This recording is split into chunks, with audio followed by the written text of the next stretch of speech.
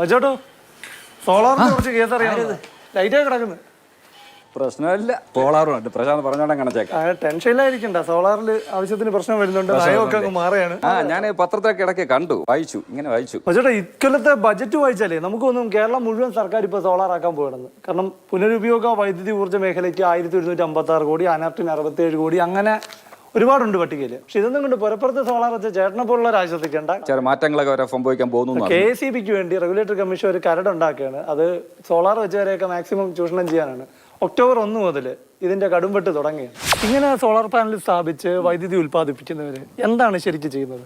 അല്ല, നമ്മൾ രാവിലെ ഈ സൺലൈറ്റ് ഉൽപ്പാദിപ്പിക്കുന്ന ഇലക്ട്രിസിറ്റി KFE ഗ്രിഡിലേക്ക് കൊടുക്കുകയാണ്. അപ്പോൾ രാത്രി നമ്മൾ തിരിച്ചടിക്കുകയാണ്.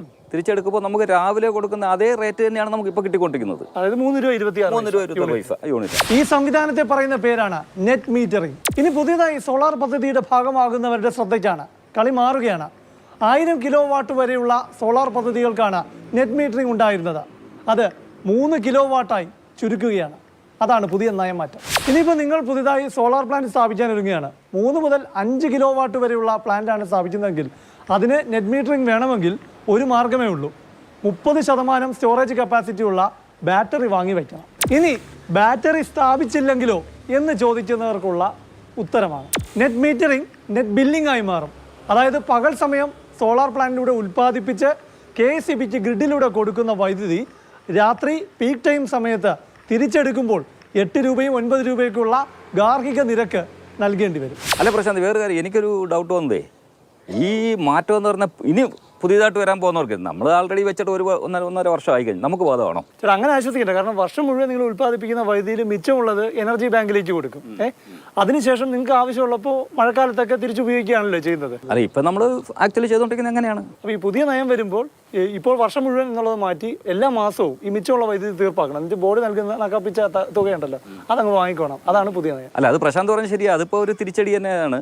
ഇനിയിപ്പോൾ അതിൽ കൂടുതൽ എന്താ സംഭവിക്കാൻ പോകുന്നത്? അത് നിങ്ങൾ വൈദ്യുതി ഉൽപ്പാദിപ്പിച്ച് പകൽ കൊടുക്കുന്നില്ലേ, ഈ വൈദ്യുതിയുടെ മൂല്യം അങ്ങ് കുറച്ച്, അതായത് 100 യൂണിറ്റ് ഇപ്പോൾ കൊടുക്കുകയാണ്.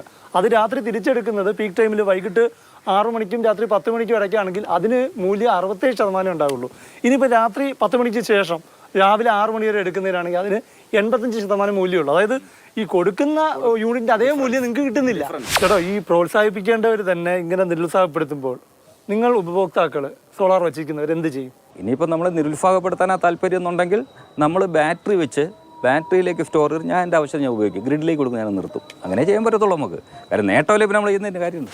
സോളാർ പദ്ധതിയിലേക്ക് ഇറങ്ങിയവരെയും ഇറങ്ങാൻ ഒരുങ്ങുന്നവരെയും KSEB ഇങ്ങനെ വെറുപ്പിക്കുന്നത് എന്തിനായിരിക്കും? ഇപ്പോൾ ഉള്ള അജണ്ട എന്ന് പറഞ്ഞാൽ ഈ ബാറ്ററി സ്റ്റോറേജിലേക്ക് വരുമ്പോൾ ഇൻഡിപെൻഡൻ്റായിട്ട് ആൾക്കാരെ കൊണ്ട് വാങ്ങിപ്പിച്ചു കഴിഞ്ഞാൽ ഇപ്പോൾ ഇതിൻ്റെ ഒരു ഫ്യൂജ് എമൗണ്ടാണ്. 1-2 കമ്പനികളെ എയിം ചെയ്തിട്ട് ഇത് ലാർജ് ഒരു കൊള്ളയടിക്കാനുള്ള ഒരു പരിപാടിയാണ്. വലിയ ഒരു അഴിമതിയുടെ ഭാഗമാണ് ഈ ബാറ്ററി ബാക്കപ്പ് പറയുന്നത്.